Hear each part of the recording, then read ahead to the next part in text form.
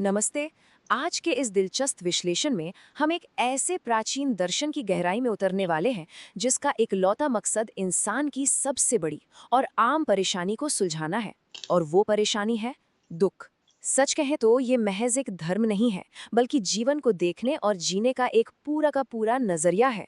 इतिहास के पन्नों को पलटने से पहले आइए एक बहुत ही बुनियादी सवाल पर गौर करते हैं। क्या कोई भी इंसान सच में दुखों और परेशानियों से 100% आज़ाद हो सकता है? क्या ये मुमकिन है? दरअसल यही वो सवाल है जो इस पूरी फिलॉसफी की नींव रखता है। तो चलिए भाग 1 से शुरुआत करते हैं। बुद्ध की ज्ञान यात्रा। कहानी शुरू होती है 563 ईसा पूर्व में। लुम्बिनी में राजा शुद्धोधन के घर सिद्धार्थ का जन्म हुआ। अब जाहिर है कि वो एक राजकुमार थे, तो सुख सुविधाओं की कोई कमी नहीं थी। लेकिन महलों का आराम उन्हें बांध नहीं सका। महज 29 साल की उम्र में उन्होंने सत्य की खोज के लिए अपना राजसी जीवन छोड़ दिया और फिर 35 वर्ष की आयु में बोध गया में बोधि वृक्ष के नीचे उन्हें परम ज्ञान की प्राप्ति हुई। ये सच में एक बहुत बड़ा मोड़ था। बोध गया कि उस ऐतिहासिक घटना ने सिद्धार्थ को पूरी तरह से बदल कर रख दिया। यहीं से उन्हें बुद्ध की उपाधि मिली। बुद्ध का सीधा सा मतलब है ज्ञान प्राप्त व्यक्ति, एक ऐसा इंसान जो परम सत्य के प्रति पूरी तरह जागृत हो चुका है। अब आते हैं भाग 2 पर, दुख और 4 आर्य सत्य। ज्ञान मिलने के तुरंत बाद नवजागृत बुद्ध के मन में ये सवाल उठा कि आखिर इंसान की पीड़ा की असली वजह है क्या।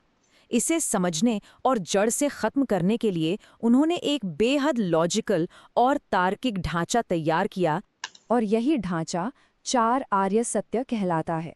इसे किसी डॉक्टर के मेडिकल डायग्नोसिस की तरह समझना बहुत आसान है। पहला कदम है बीमारी को पहचानना, यानी ये मानना कि जीवन में दुख है। दूसरा कदम है इसका कारण खोजना, जो कि है तृष्णा या हमारी कभी खत्म न होने वाली इच्छाएं। तीसरा कदम है इलाज, मतलब अगर इच्छाओं को खत्म करेंगे तो दुख खुद ब खुद खत्म हो जाएगा। और चौथा है सही उपचार, यानी अष्टांगिक मार्ग। आगे बढ़ते हैं भाग 3 की ओर, मुक्ति का अष्टांगिक मार्ग। ये अष्टांगिक मार्ग दरअसल जीने का एक बहुत ही प्रैक्टिकल ब्लूप्रिंट है। ये एकदम स्टेप बाय स्टेप चलता है। ये सम्यक दृष्टि यानी सही समझ से शुरू होकर सही संकल्प लेने की बात करता है। इसके बाद सही बोलना, सही काम करना, ईमानदारी से रोजगार कमाना और आखिर में सम्यक समाधि यानी गहरे ध्यान तक पहुंचना। ये पूरा का पूरा एक कंप्लीट पैकेज है। चलिए अब देखते हैं भाग 4, सिद्धांत, संप्रदाय और ग्रंथ। यहाँ एक बात समझना बहुत जरूरी है कि ये पूरी जीवन शैली 2 मुख्य पिलर्स पर खड़ी है। पहला है अहिंसा, जिसका मतलब है किसी भी जीव को नुकसान न पहुंचाना। और दूसरा है मध्यम मार्ग। मध्यम मार्ग का सीधा सा मतलब है बैलेंस, न तो बहुत ज्यादा सुख सुविधाओं में डूबना और ना ही शरीर को बहुत ज्यादा कष्ट देना, एकदम संतुलित रास्ता अपनाना।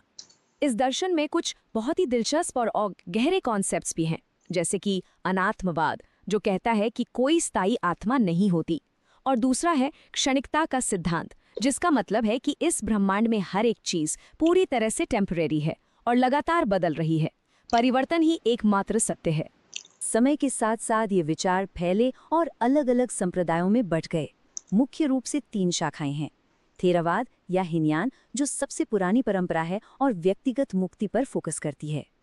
फिर है महायान, जिसका लक्ष्य दुनिया के सभी प्राणियों को आजाद करना है। और वज्रयान, जो तंत्र और कुछ विशेष आध्यात्मिक साधनाओं पर गहराई से आधारित है।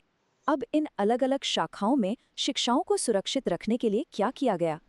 मुख्य ग्रंथों को त्रिपिटक में बहुत ही खूबसूरती से संकलित कर दिया गया।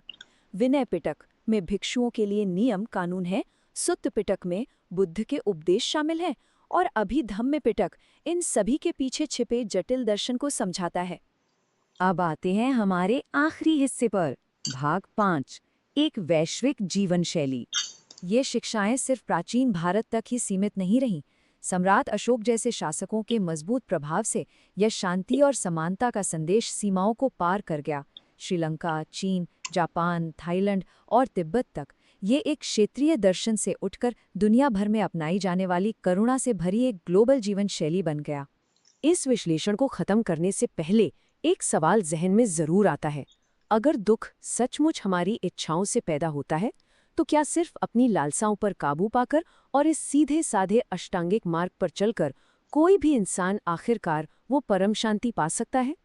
सच कहूं तो ये एक ऐसा सवाल है जो प्राचीन काल जितना ही आज की इस भागदौड़ भरी दुनिया में भी प्रासंगिक है, और ये वाकई गहराई से विचार करने